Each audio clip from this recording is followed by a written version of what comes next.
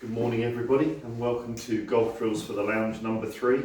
It's a chilly day outside, -1, but it's nice and warm here in the swing studio, and I'm sure it's nice and warm in your lounge, so we can really crack on and do some good work on your golf swing. Thanks for all the comments from everybody who's gone out and ordered their wobble pads, balance pads from video 1. If you haven't done that yet, I really recommend you get online and get some ordered, and we're going to do some more really good work using those, and it's a massive opportunity through this period of time to learn a lot about your balance in the golf swing and to therefore to enhance the way you can turn.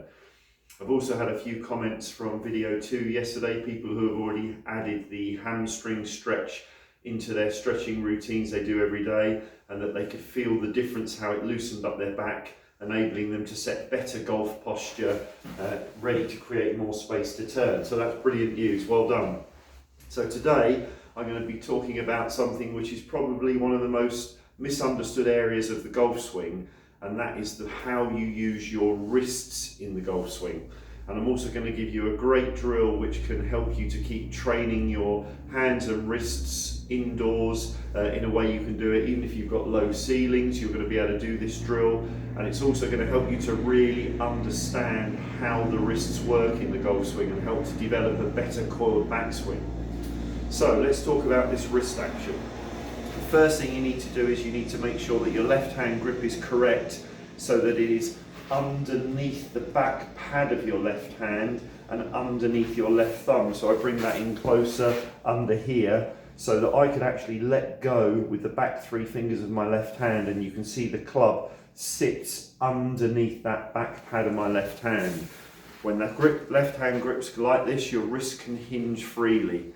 Now the only direction the wrist should ever hinge is vertically up and down, just as if you were trying to bang a nail down into a piece of wood with a hammerhead like that. That is where all the power comes from, and it's what keeps the wrists neutral. So anytime the wrists go this way in the backswing, that's what I call a bowing of the wrists. If you bow the wrists, you can see you can incorporate that with a turn. The club's behind you. Now you have to flick it over in order to return the club face to the ball, and you can see it also gives a much flatter swing path, which could have all sorts of trouble striking the ball. This, when you first start to do it as a wrist hinge, feels extremely vertical. And if I move my swing plane line in here, this denotes my swing plane. If I make a normal one-piece takeaway, I get to this type of position. If you get the correct wrist hinge without any rotation of the body at all, it will go vertically like this. Okay, the only reason it doesn't look vertical is because when you combine the wrist hinge with a rotation of the body, it looks on plane, okay? But it will always feel as if it's a vertical wrist hinge to you. So most people, so many people who get the wrist action wrong, they get a little bit of motion this way mixed with some of this correct action. So what happens is they get a little bit of the wrong action. The favourite term you hear is the club gets behind you or trapped behind you. But what most people do, instead of correcting the wrist hinge work and understanding that they're doing a little bit of this rather than just this, what they start to do is lift the club out away from them to stop the club head going behind.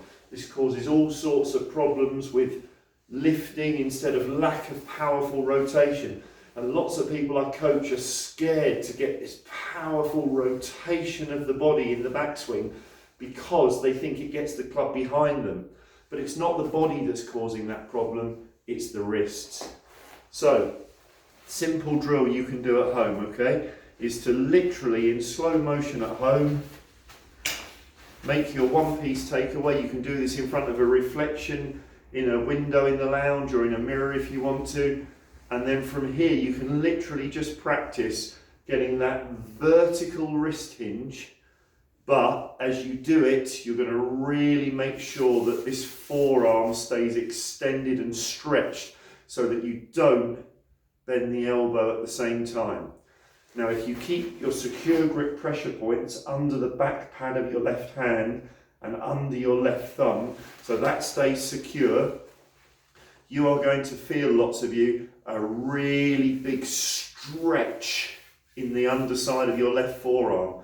And yes, your fingers and forearm will feel like they're working hard. This is a fantastic training drill to exercise and strengthen these areas and make this wrist hinge more and more instinctive for you. And if you're checking it this way, you can check that it feels vertical if you're not turning your body with it, and you're trying to absolutely maximize this angle. You're trying to develop a right angle between the left arm and the shaft, whilst keeping the grip pressure point secure and feeling this stays extended. Do not tense up your shoulder as you do it. It's all down in here that you're maintaining that angle, and you're going to really do some fantastic training. The more you do this over a period of days and weeks over the next few weeks, if your wrists start to hinge correctly, that will help you in the future then to develop more turn, so the club will go nicely up over your shoulder by just turning, and start to eradicate lifting of the arms, shoulders and elbows to help you get, look how easily that club goes over your shoulder when your wrists are hinging correctly, and you'll eliminate this move which can cause so many problems in the golf swing. So have a go, you'll be amazed how much it works these muscles hard.